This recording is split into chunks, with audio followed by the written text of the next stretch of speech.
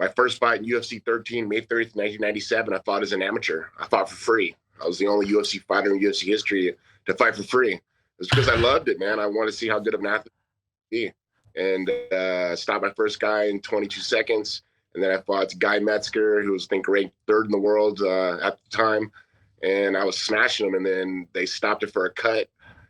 They checked the cut. And at the time, they never did stop any fights for cuts. They let them go. And but for my fight, they did. And they stood us back on our feet, didn't put us back in the same position, started us back on our feet. And he threw a right hand, and I got clipped. And I was like, oh, shit. So I went for a takedown. I hit a double, and he got me in a guillotine and choked me. And he won the, what was it, middleweight title at that time, the tournament title.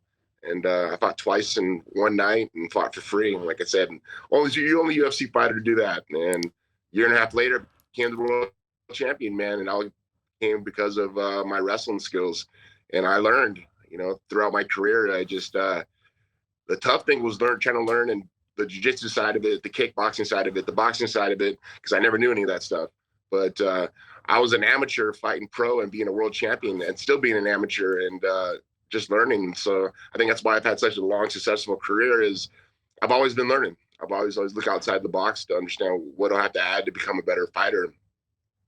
And I talked a lot of shit, so I had to back it up. But wrestling is something that gave me the forte of hard work and dedication, just busting my ass and putting in the work, putting in anywhere from 6 to 8 hours a day, 6 days a week, and living the life of a fighter, not really taking it as a hobby. This is my lifestyle. This is my life. This is what I eat, sleep, and train. That's all I did. One of the most interesting things for me there, what you just said though, you didn't start wrestling until high school. Correct. Yes, that's correct. That's pretty late, isn't it? So like, usually they wrestle younger than that, don't you, in America? Yeah, most of the time they do. I really didn't know what collegiate wrestling was or amateur wrestling. I didn't know what it was until I walked into the wrestling room. I asked the coaches, "Where's the ring at?" He goes, "Ring? What do you mean ring?" I go, "Like WWF, which WWE now," because I was a big fan of those guys. The coach goes, "No, this is real wrestling." And I go, "But I get to slam a guy on his head?" He goes, "Actually, you get points for it." Shit, I was all in. Let's do it. And I started varsity my first year.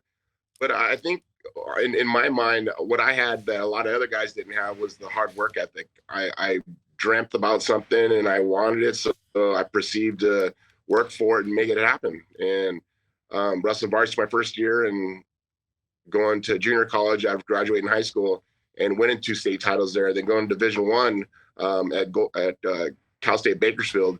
I just learned I learned the hard work ethic of just putting in the work, never looking for excuses to not doing the work. There's days that I'd get up and going, why the hell am I doing this? But come to realize that I was trying to get educated in college, and wrestling was my, kind of torch into getting educated, and it was important for me.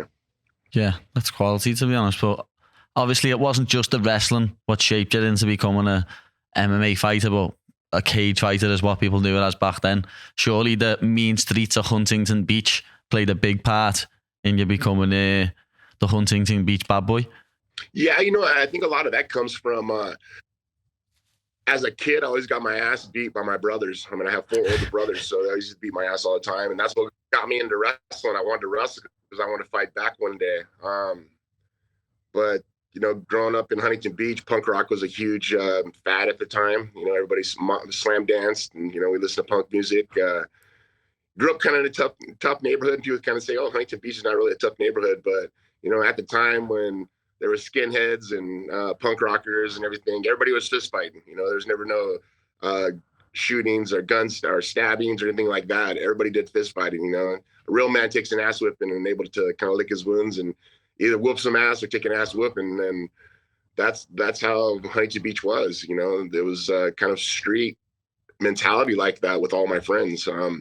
But when I got into fighting, it was just the Huntington Beach bad boy stuck. I spoke my mind. I talked a lot of shit, but I backed it up.